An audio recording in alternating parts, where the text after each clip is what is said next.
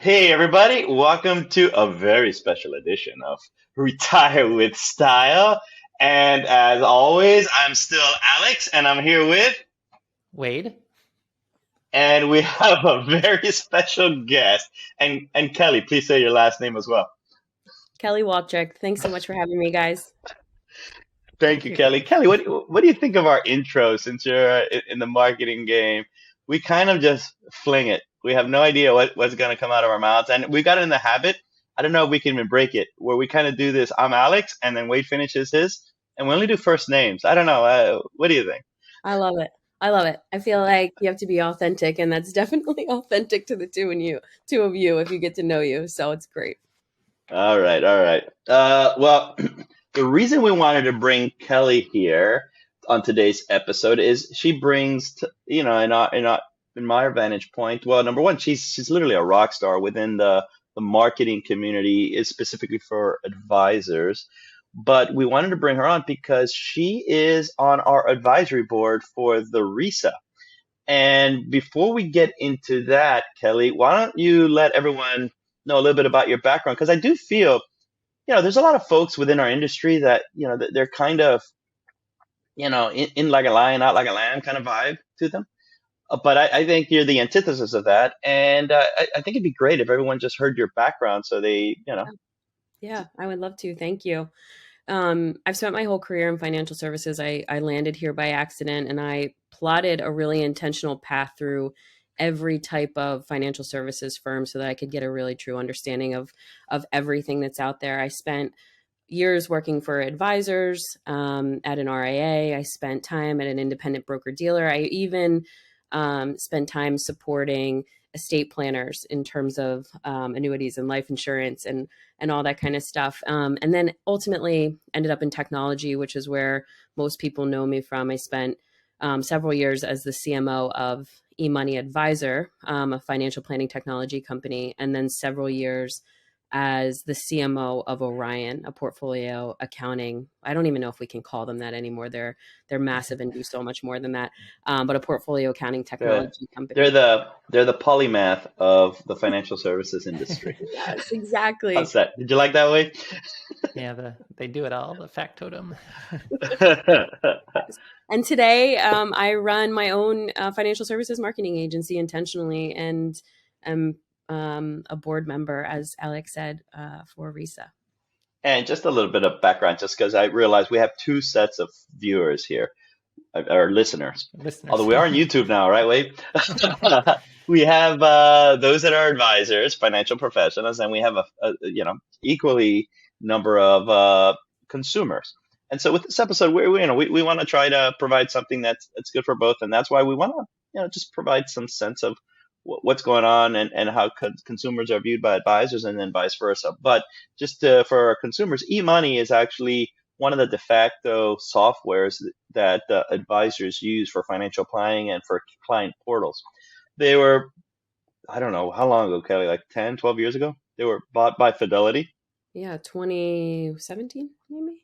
Was it longer? 2017. Oh, that's it. I thought it was much longer than that. Okay, 2017, they were bought by Fidelity for a considerable sum. And, Kelly was employee number 8. No, I don't know. That's Antoine Walker, I think. Employee number 8 for the Celtics. But Kelly was with them from the start. And then Orion, again, they're an industry standard. We use them actually within McLean Asset Management, and their management team is, top notch. Great people to work with. And then intentionally, this is something. How long have you started intentionally? So we are about a year and a half as of today. And Perfect. There. working with lots of the top industry firms, whether they're technology or consulting or advisory firms. So some of your advisors, if you're listening, Yeah. as well. And shout out to Megan Richter.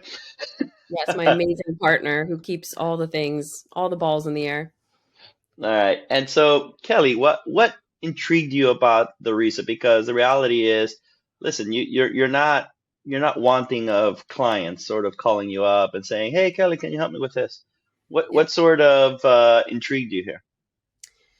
I think it's a combination of things. As we started to build intentionally, we started to ask ourselves what kind of firms do we want to support, and as we learn more and more, that evolves and changes. But I think one of the things that we focused on is this firm doing right by the advisor and the end investor in what Kelly, can I stop you right there? I'm sorry. Yeah. Wade, I owe you $20. I thought she was going to say Wade Fowl is the reason why I work in here. So Wade, you're up $20. Okay, buddy. Good job. Right. Sorry to interrupt you, Kelly. I couldn't help it. I saw Wade. He went from a grin to a frown just like that when you started. I was like, oh my goodness. Gosh. I'm sorry. You were saying, Kelly? Your ego. Very sorry. No, it is actually true. Wade is we call him a celebrity ad intentionally. So, just back to what I was saying, firms that are doing right by the investor and the advisor. And I think that you're right. We get pitched all day long by technology companies who want to grow, advisory firms who want to grow. And we're trying to be really smart about the ones that we believe have the right recipe for success. The ones that understand marketing, that have the time, energy, and resources to put towards it, doing it right, and who, if we promote, we feel really good about what they're delivering to the industry. No, and I thank you for thinking of that. And the reason we wanted Kelly on in the advisory board is I really feel and Wade and I strongly feel like this as well, but when we have something that really is good, I have no problems getting up on the mountaintop and screaming about it, because to some extent, I feel it's almost my ethical duty to give this to as many people as possible. And I think the RISA, Wade, just to get you in here, you say something when we're talking about this that I always say, yeah, you're right. No matter how many times I hear that song, right? It always catches me. No, and that's the mismatch issue. And I think that's a great marketing angle to have to solve. But do you want to talk about that? Because I think that's really a salient thing for consumers. Sure. Yeah. And that's really a flashback to my graduate school days in economics, where they have these search models. And it's really because people don't have complete information about everything. And in the world of retirement income, consumers don't necessarily know there are multiple viable retirement income strategies. And there's so many financial professionals that really are just advocates for one strategy. And so the concern is that there's a mismatch, that somebody hears about a strategy, it sounds good. Whenever an advocate of a strategy describes it, of course, it's going to sound good. But then people end up with a strategy that might not really resonate, and there might be an option out there that's better. And that's hopefully the role the RISA can play, is to better match it. Well, if someone wants to work with an advisor, but even if they're doing more of a do-it-yourself basis, match the style, the strategy they want for their retirement income with what's going to resonate best with them, rather than just sort of falling into a strategy because randomly it was the strategy they heard about first and sounded okay at the time. That's the idea.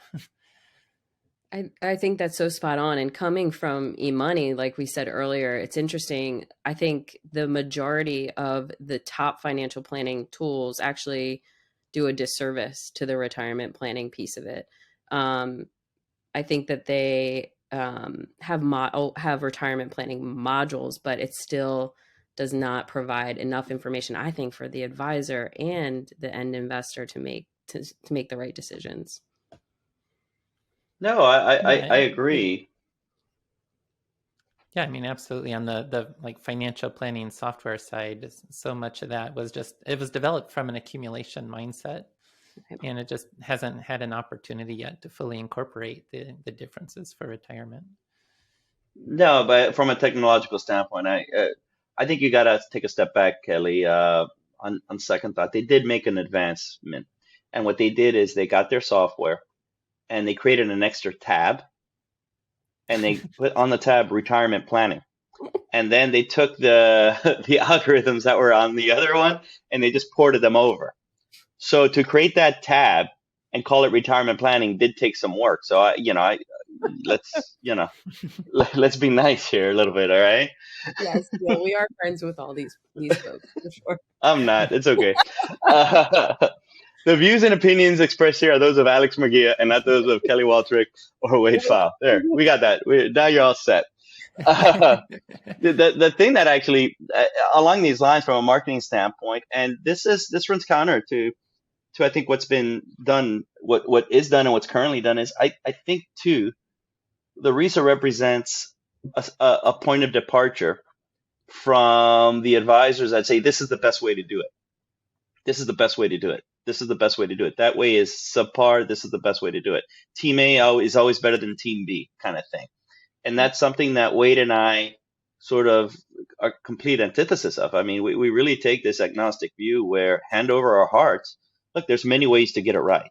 I mean, we could take we could take the time segmentation position, the total return position, the risk grab position, and the income protection position, and make cogent arguments. Well, at least Wade could. I could do 3 out of 4. We can do 4 out of 4.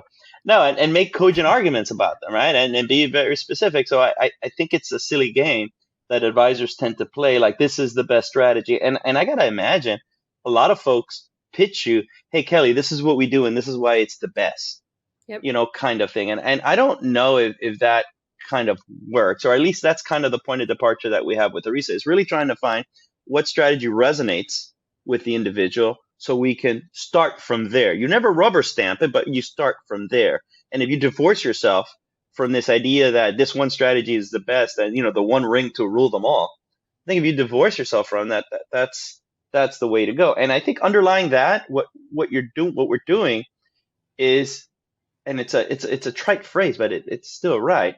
You're empowering the advisor. I mean, not the advisor, you're empowering the client. Yep. Because you're letting them know, look, there is a way that resonates with you. Let's find a way to do this. But you now have something you can hang on to when you go to a professional, or as you're reading through the literature, or as you're whatever you're doing to find a way, you now have something you can anchor to that can help guide you. And I think that's what's interesting to me. And from a marketing standpoint, I aside from the research, retirement income, from a marketing standpoint, I find it fascinating. So Kelly, how are we going to promote this? Let's make this a working meeting. Yeah. Well, what I think is interesting in alignment with what you're saying is actually what most advisors say is we build financial plans to meet your unique needs. You're going to see that on like 99% of websites. But like a snowflake. But to your point, when you actually get to get inside the business, you become a client, it is truly that they have a way, a process, and one thing that they suggest because that's what they're used to or they believe in. So I think this actually also gives them a way to make their marketing message real. We do have a way to figure out how you're unique and make good on that promise that comes through in their marketing. And I feel really strongly. Oh, that's not bad, Kelly. I'm serious. Well, this is recorded. Take notes. No, that's good. You're absolutely. I didn't even think about that angle. That's exactly right. We have a way to kind of discover how you're unique. Yep. I think, I was telling Wade and Alex this before we got on, before we started recording, but essentially as a consultant now, coming out of CMO role into consultant role, I have realized more than ever how the shiny marketing message wins. And that's always benefited me in the past. But what I am pushing clients, whether you're an advisor, a service provider, whoever you are, whatever you're promoting, you have to get to the why and the how. So we help solve investors' unique needs. We offer these services. Why and how is that good for the end investor? And investors, if you are listening, clients, you need to push hard for that. Don't get caught by the shiny marketing message and the beautiful website. And I'm a marketer and I'm telling you this. So you need to listen. You need to figure out how, if someone is saying they build a plan that is unique to you, then you need to understand how it is truly unique to you. And I think the RISA is exactly that. I would also say in the irony of all ironies, if somebody is telling you that they build a plan that is unique to you, that isn't a unique thing to say. Right? Right? Wait a second. What just happened? And it also probably really mostly just means they give you a risk tolerance questionnaire and find out your asset allocation that seems to work best. Yeah, I mean, you're absolutely right. And you made a good point to sort of give like consumers, because I do want to make it kind of relevant for consumers, and like I said, break that fourth wall. What are some tells? Because you're kind of like that show where a restaurant is broken and you kind of fix it up. you Yeah. know, Oh, what are some tells, over time that, somebody comes to you, and I say this from your informed consumer hat on. yep. You're a person looking for an advisor, right? And you're Mhm. looking at websites, because now I don't think people kind of visit 5 advisors and they pick the one that they feel most comfortable with. Ain't nobody got time for that, kind of thing. I think they just look at a couple of websites, and from there, whoever has the best picture of a photo of a beach or something like that, they go with. I'm kidding, obviously, but what We love you see the broken stuff when they come to you. They don't come to you because they're hitting it out of the park, right? Yeah. So what's the restaurant rescue kind of tips that consumers can learn? I think it's looking for a couple of things. One is um, expertise in specific areas. So everybody can't be perfectly knowledgeable on everything. So I think the advisors who are realistic about who they are and what their expertise is, and the way they supplement that expertise is a winning formula. I also think that the transparency that the consumer gets into the process, so that plays into the technology that you're provided, whether it's a portal or a planning technology or an assessment tool like this. How do you get to collaborate, be a real part of the process, and have transparency into the sausage making? I think is a winning formula. And then I think And I would add to that just real quick, even if you don't want to be an active participant in it, there are people that are delegators as opposed to collaborators. At least know what it is. At the, like if you buy a car, at least look under the hood, make sure there's an engine, and then right, you can do your thing. exactly. And I think I push people to really have a point of view. If there is one thing that makes firms stand out from others, it is having a true point of view and a true passion about something, so that everything doesn't look so cookie cutter. So if you're looking at 5 websites and you can't tell what that firm's passion or point of view is on what financial planning actually means, or how it should look, or how they go about things, then I think that's a red flag. I think that means that they're not taking the time to tell a story that's going to resonate with people who are like them. So I feel like a point of Okay, but view is important. Kelly, let's say I'm a consumer and I'm looking at 3 sites, right? Yep. And they all say we're holistic financial planners, and they have this like beautiful like flow chart, usually in a circle, about discovery meeting, financial planning, goal setting, financial plan, investment applicate, an investment sort of implementation, and then effectively redo the financial plan and rinse repeat, and the circle of life continues over and over again. You get that. That's pretty much almost like, is that table stakes or is that stale messaging?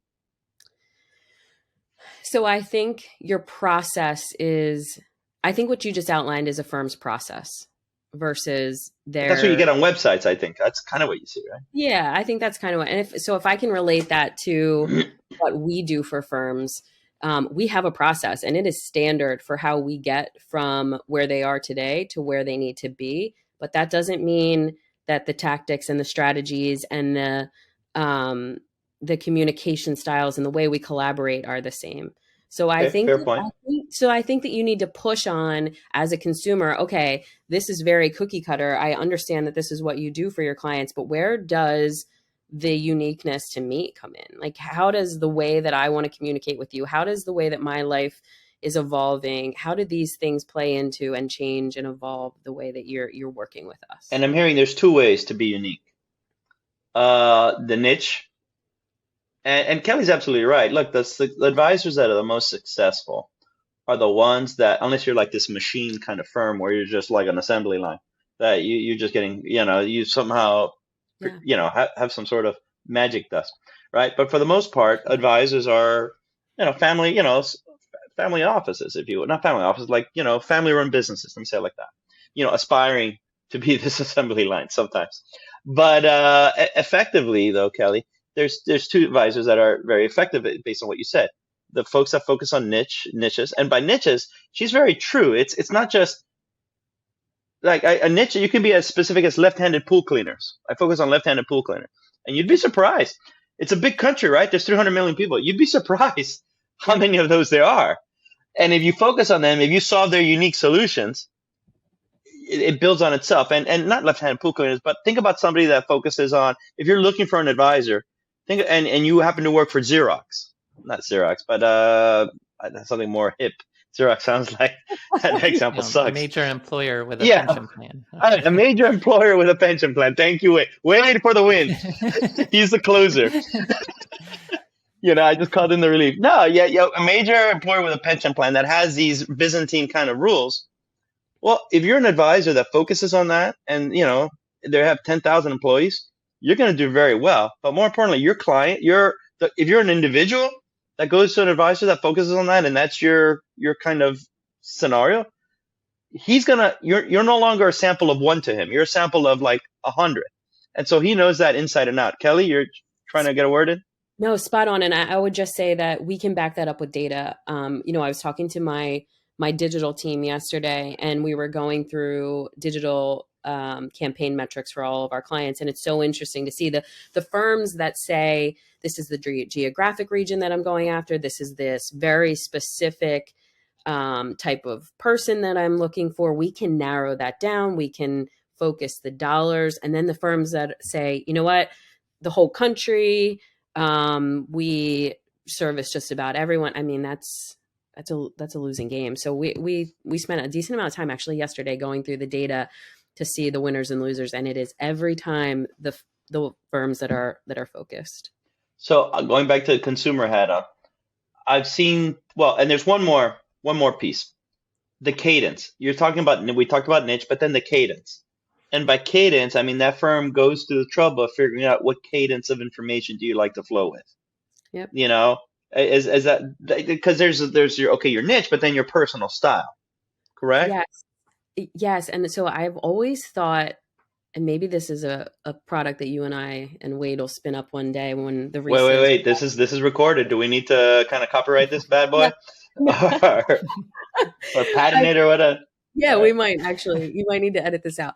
But I've always wondered why there isn't a client-facing side to a CRM that says, client, we're onboarding you. Tell us what you care about, how often you want to be communicated to, how you want to be communicated to, what channels you prefer, and what topics you prefer. What if it is just like a simple thing, like at the front end to a CRM? Here's our back end, here's their front end, and we're tailoring our communications very specifically. I feel like somebody needs to build that. I think you see that. I think you see that, but not in CRMs, traditional client relationship management tools. Effectively, the modern day Rolodex, and note taking kind of thing. You see that, but you see that not so much with the traditional CRMs that you have right now, but you see that with the marketing CRMs like ConvertKit, Entreport, things like that, where you can start, but it doesn't necessarily ask for the client, the consumer feedback, but it can kind of make the communications more bespoke, if you will, which is, I think, what you're getting at. And it should be an app where consumers can update their preferences. So let me see if we have a breakthrough here. So a consumer is looking at 3 sites, and they see the beach, the mountaintop, the boat, or whatever, or hiking, that kind of thing. Hopefully the couple's holding hands. If not, who knows, right? So they have that, but they all look the same, and they all have that circle. We do a financial plan, holistic, blah, blah, blah. Yep. All right. If you can't tell, though, by further inspection of that site, who their ideal client is, and not like I fog a mirror, but like this is who we work with. Yep. Then it's a signal by what's not being said, as opposed to what's being said. And if you can't get a sense of their style, because if you don't have your own style, then you're not going to care about somebody else's style, because then you're just some sort of vapid kind of robot to begin with. And so if you can't get a sense of a personality from that site either, and it's all corporate, then, there's nothing there. Is that a correct assessment?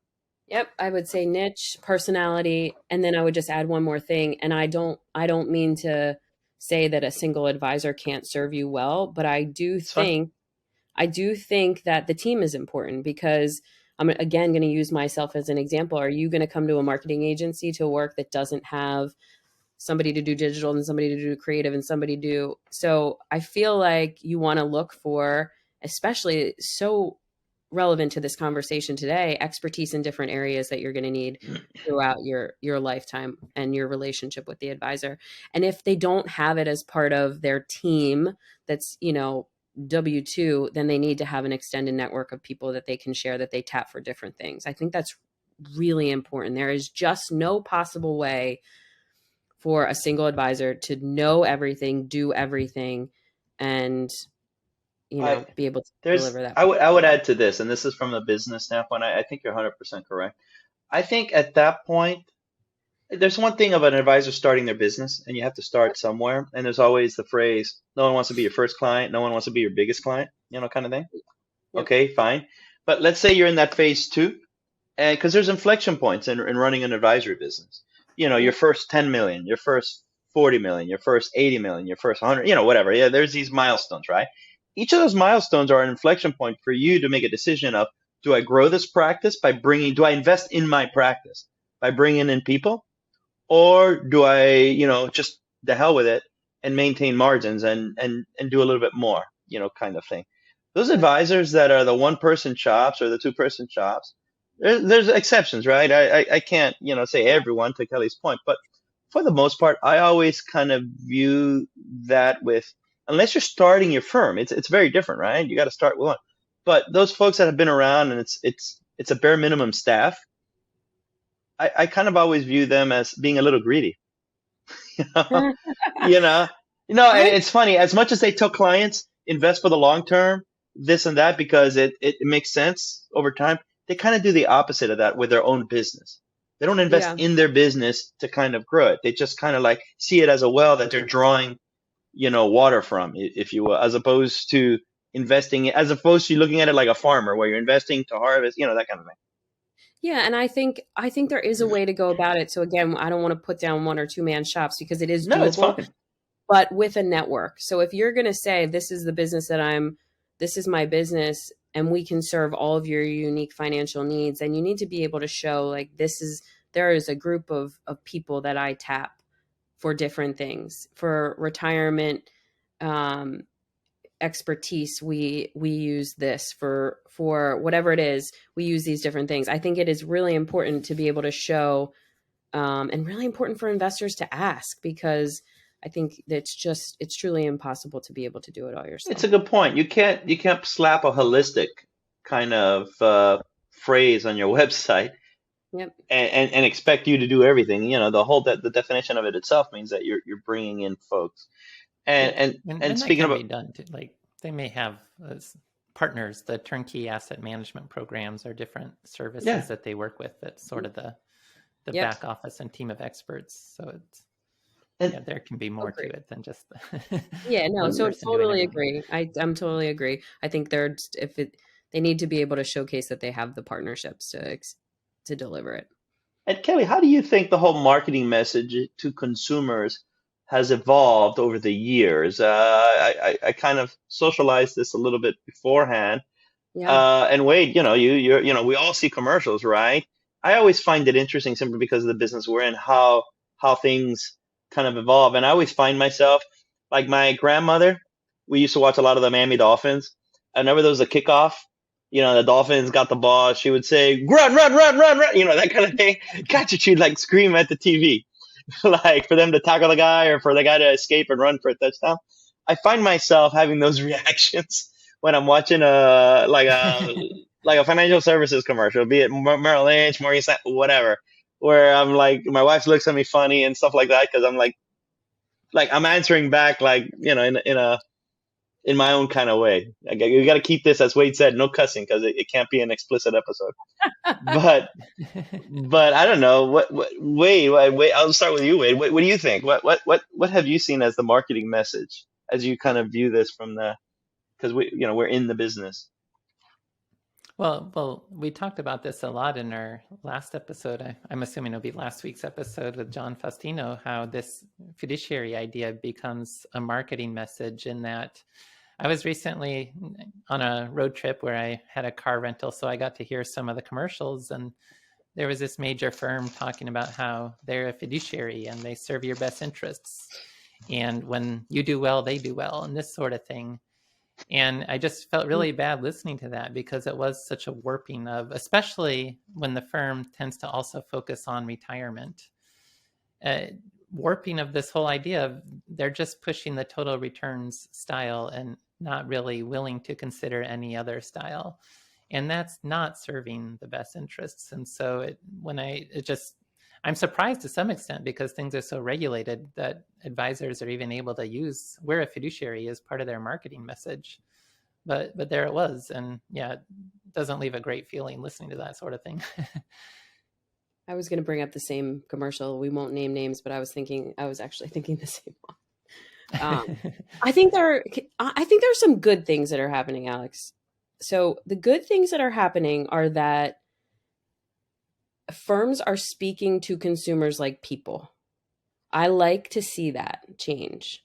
I think there's a more casual tone going into financial services marketing that was never there before. It was always very complex.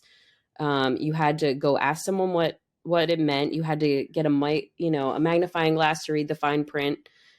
So I think that firms across the whole entire industry, whether advisors or product creators, are all trying to be more conversational, trying to relate to consumers. I like that. I think that that's a winning formula. So I think the simplicity message that we're starting to see a little bit is a win. I don't know how you guys feel about that. No, I agree. I think, what's make things as simple as possible, but not simpler kind of thing. And it's funny, it's a full circle moment now that you've said that, because I remember as a kid viewing those E.F. Hutton commercials. And that was probably, I don't know, in the early 80s, right? Where when E.F. Hutton talks, people listen. And the commercial was effectively a person, a guy. And that's another thing, that a lot more women in this industry now than before. But it was a guy having dinner with another guy, and they're talking about stocks. And all of a sudden, the people on the table across from them they shut down their conversation. And they start leaning towards and listening in. And the whole restaurant now is in silence. And the phrase was, when E.F. Hutton talks, people listen. Kind of what we do with Wade now. And so, effectively, what happened, Wade? I said, now we have index funds. We don't have to. Yeah, exactly. No, that's exactly right. And so, but the pitch effectively was, we're smarter than everyone else. We have this information asymmetry. We're on the right side of that information hurdle. So you need to go with us because we just know. What happens? A lot of research comes out saying that active managers, it's no better than a crapshoot kind of thing. And so index funds come out, right? It's about index funds come out, and at the same time, Schwab comes out and becomes low cost, keep costs low and call it a day kind of thing. And so these guys that were making money off this information asymmetry kind of pitch, that was really just a ruse, really. There was nothing there. What's the messaging now? And they're not stupid. All of a sudden, the messaging shifts. Also they have to fight against Schwab and Vanguard, which just ran roughshod over them and continue to do so. But then the marketing message becomes what? I'm your friend, right? Mm-hmm. You have this person in a commercial giving away the bride, and the punchline is, it's not the bride, it's their Merrill Lynch broker. At which point I'm throwing stuff at the TV because it's complete BS, right? But it's this I'm your rent-a-friend kind of value, and it's really, they're sort of pulling at the heartstrings of the trust. I don't blame them. I mean, look, they're trying to do what they do from a marketing standpoint, but it's just that, like, ridiculous, right? And then it moves over towards, there's really, where is the value being added? And I think this is what you're getting at, the full spectrum of financial advice, being on top of it, from a client standpoint, kind of what you're ending on, and keeping it simple, because it doesn't have to be more difficult than that. Yeah, I think you're spot on, and I think there has to be a happy medium hit here soon, where it's not so complex that consumers are confused and feel like there's something that they don't know. And then this idea of we're your best friend. There has to be, the message has to be, this is a complex topic. There's a lot to know. And we're here to help you navigate that, however that looks. Like there needs to be a happy medium. And I think that most firms are falling on either side of that spectrum, unfortunately. No, it's true. I mean, I see it too. Like there's a lot of firms out there that focus on the human side, and you absolutely have to focus on the human side. Yep. I think if anything, research has shown over the last 15 years that is as important of a variable as any in good financial outcomes. But I don't know. Sometimes I get the sense they don't have any financial planning chops, though. Like I'm like, all right, thank you, but how do you do a Roth conversion? That kind of thing. Like it's complex. It is complex, and you can't skirt that. You can't make it seem like it's so interesting. So I've actually had a couple clients who have, we've always said make things simple, but you can't make things so simple that the end user, the end client doesn't realize what goes into getting there. There has to be, I think, and that's a situation where I think in our industry, we're saying make things simple. We want the investor to feel like they are part of the process, but at the same time, they need to know like this is complex. Getting to where you want to go, there is knowledge that needs to be had to get there. So the right person is very important. Yeah, I don't know how much of that is a personal philosophy or something that is right. I think something with Bob French, myself, Wade, something we struggle with is high level of complexity. I mean, one of Wade's biggest feedback, if he ever turns in a paper intended for consumers, is, hey, you got to tone this down. Hey, you got to tone this down. Hey, no graphs, that kind of thing.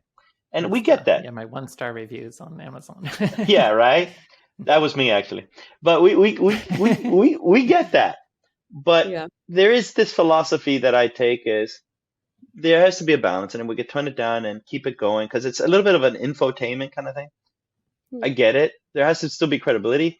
And I don't mind always erring on the side of maybe being a little too heavy on the data and explanation. The reason is because I feel like the math teacher in 4th grade that says, hey, you can get the right answer, but I need to see the work. Yeah. If you want to get full credit. Right. And I don't even care if our clients or prospects see this, we hand them a white paper and they don't read it. It's almost like, hey, we did the work kind of transaction where, there's credibility here. If you want, read it. If you don't, doesn't matter, but know that we did the work. I feel like we have a responsibility, to do that. In addition to obviously being open to try to create a bespoke experience for that person in a manner that connects with them. I think that's the balance that we try to shoot for.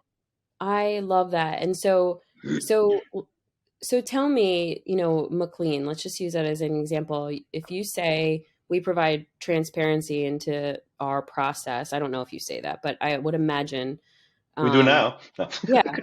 What does transparency mean to this industry? Like, what does transparency to the investor mean? Is it just fees? That's a great point. Here, we had no idea we would take this conversation here, Sorry. But I'm game. No, I like it. Reservation. Here, listen, we were a fee-only advisory firm, right, up until, let's say, 2 years ago. And, when you look at the literature and the stuff that Wade's writing about and stuff like that, there's a place for annuities. There's a credible empirical place for annuities. If you say no, then I'd say go to the eye doctor and get the right prescription because you obviously have trouble reading. Kind of thing. Numbers are numbers. They don't lie, right? God's language. but the reality is, so what we would do is we refer it out a lot, and that was actually a pain for folks because then they got to go out, develop a new relationship, et cetera, and then we're also sending them to somebody that we hope they're going to do right, over time. We're not like in every single meeting with them. So from that vantage point, now goes to transparency, right? There's this always argument of, oh, there's fee based, there's, you're charging assets under management. But then if you do anything that has a commission to it, it's bad, right? And to me, I think that's, to me personally, I'm not and to our firm, because this is how we feel, that's not the right question to be asking. The question to be asking is what you just said. Is it transparent? Is there a dose of transparency? Yes. Are you in the best interest of the client?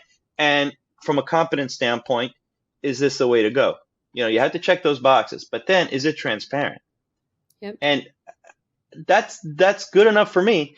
From that standpoint, with an abundance of transparency, this is how we go about doing things. And that's very clear. I would say this in the spirit of transparency: if every advisor that does an assets under management approach has to issue a separate receipt to the client, Yeah. I think you'd have a little friction that just goes under the water. And I say that as McLean Asset Management.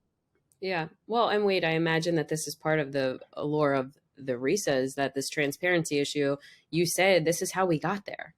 This is the path to the decisions that we're making. And that adds a whole different level of ability to provide transparency, I think, is what I'm getting. Did you see how she did there? She brought it in full circle. Yeah, pivoted.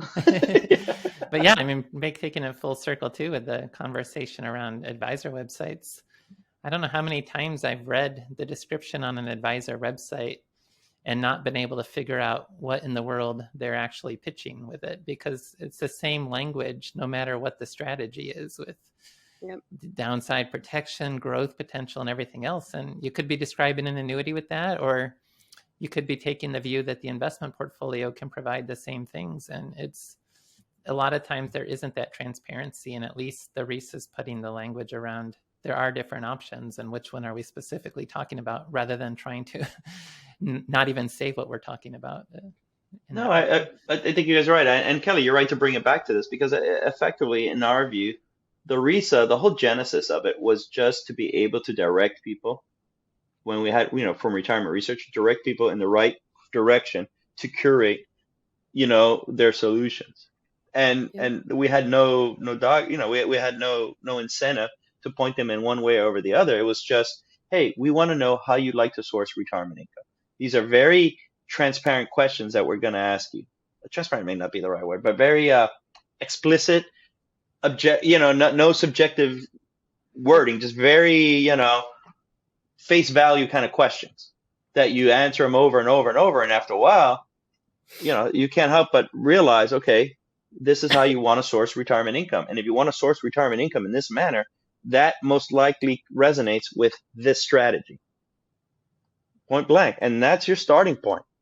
Yeah. That removes like the advisor's opinion, your maybe preconceived opinion beforehand or whatnot. It just says, hey, if you want to source retirement income like that, this is the strategy that you want to at least start from.